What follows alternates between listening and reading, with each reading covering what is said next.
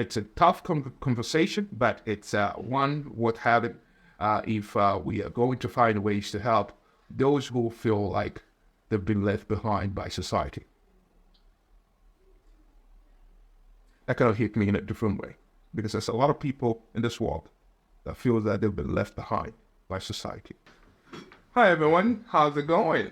This is your boy Victor Calted. I'm really excited to talk to you today, as always. And I wanted to start a new series, and essentially what I wanted to do with this new series is to explore different things that might be happening around the world in our time, and also look at it from a lens of psychology, but also as a psychological scientist to really unpack what might be happening and break it down in a way that can help us. And so today, I wanted to talk about the incel community, and really want to go inside the mind of an incel to really make sense of what's happening with this group, right?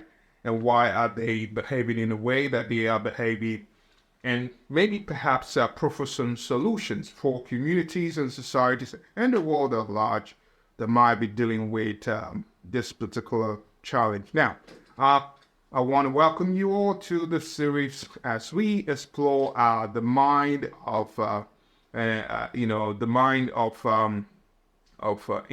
but also to look at things that is happening in societal factors, and also to see factors that shape certain things that we see today. But for this episode, we're going to talk and take a deep dive and look at the incel community. Now, as most of you know, incel kind of stands for people that are involuntarily celibate.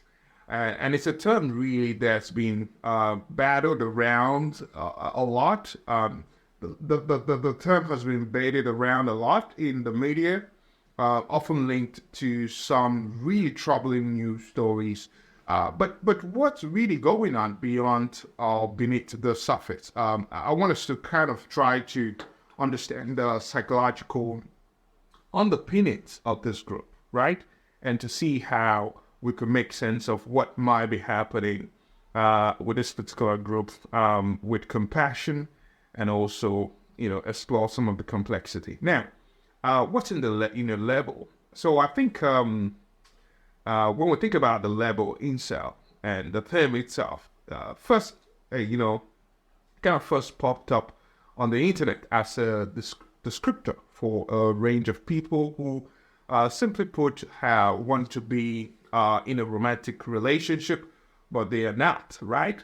Now, on the face of it, on the face of it, that might sound like, let's say, a pretty common situation, as you would imagine, but it is the persistent, often years-long inability to form these connections that really can lead to an intense feeling of exclusion, especially for most of the individuals within the incel community. Now, psychologically, I think this can kick off a spiral of negative self-perception and rejection, and rejection sensitivity, because, but as a man, I think it's very, or even a woman, rejection is normal, especially in relationship, particularly for men and young men, right? I know that growing up, I've been rejected by a lot of girls, a lot of ladies, which, no offense, which has been very sad. And I remember one case, I embarrassed myself trying to show this lady that had a feeling and had a crush on her. But I'm like, never again, not to screw myself like that. But anyway, my point is that we've all kind of faced rejection. And it's like sort of a self-fulfilling prophecy.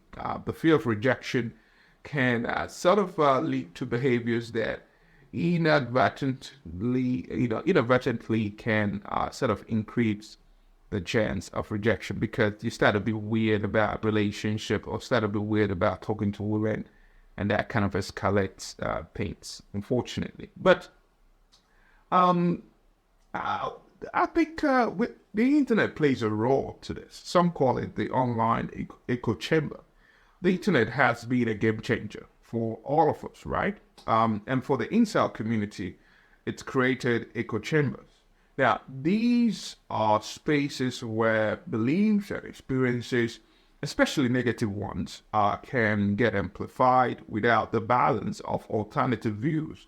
In fact, psychologically speaking, for example, this can lead to group polarization, where group members kind of views, their members' views kind of become more extreme than they were initially. Now, I think that, now think about it. I think if you are constantly seeing messages that kind of confirm your worst fears about yourself and about society, that's going to shape how you see the world and act in it, right? That's going to, get you to either respond by protesting, right? Or maybe end up in despair.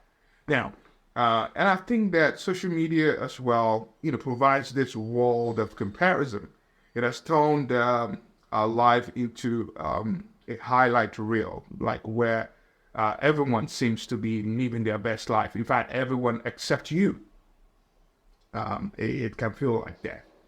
But for someone struggling with loneliness, someone in an incel community, this constant comparison can be devastating, to say the least. In fact, it taps into something called relative deprivation in psychology, which is a feeling that you are worse off than others around you. Of course, this particular feeling, as you would imagine, can fuel deep dissatisfaction and resentment.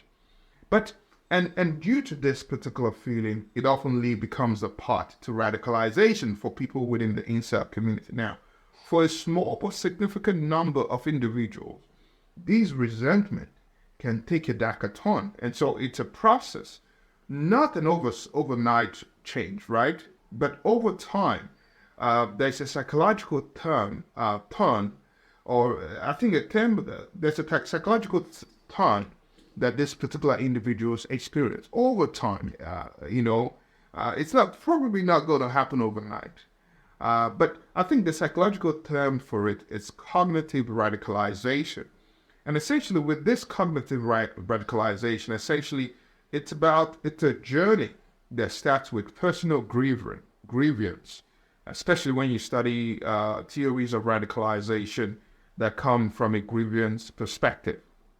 And so you find that this cognitive radicalization starts with the personal grievance, which could be things like chronic loneliness, which then gets framed as societal injustice. And this can eventually lead to endorsing violence as a justified response. And so for someone in an incel community, over time, as they get the message that society hates them, that people read, and they're not in a relationship, they're not getting the cues to kind of be in circles that would then reach their capacities. This can eventually, over time, this chronic loneliness, which I believe that a lot of people face, can be framed as injustice to them. And this unfortunately can lead to, people in these communities endorsing violence as a justified response, which it's unfortunate. Now, let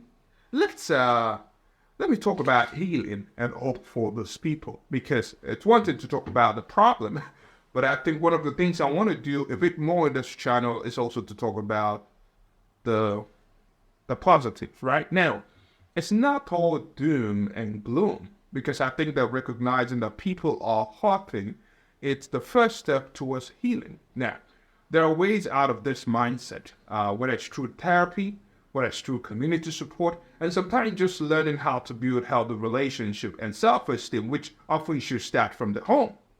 But it's about also finding those glimmers of hope and working on turning them into the sunrise. Now, I think that we can find those glimmers of hope. What could that be? Maybe emphasis on compassion. The fact that we know there's someone within our corners that is suffering from chronic loneliness. What are you doing? What are you doing to make their life better? Right? Maybe your neighbor that you know that is a young man that always locks himself in the room and playing games. What are you doing to make his life better? Maybe it's a lady that is perhaps suffering from some, physiological disorder. Maybe she's obese and she can't help it, and she's at home all the time. What are you doing to make their life better?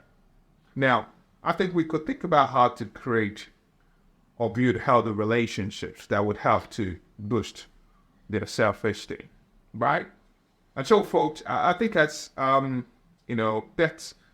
of a wrap, especially as we look at the incel phenomenon. But remember this: this is about understanding complex issues, not really about assigning blame, because I think any incel have their own story, but understanding what led to that is important.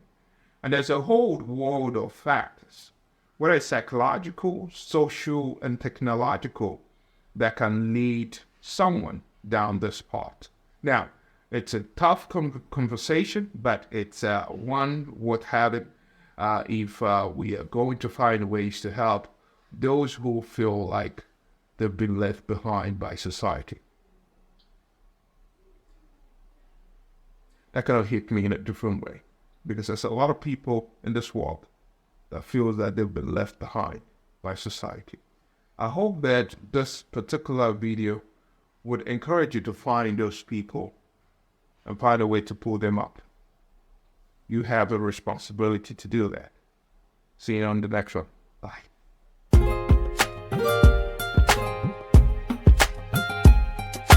5, 4, 3, 2, 1, 0.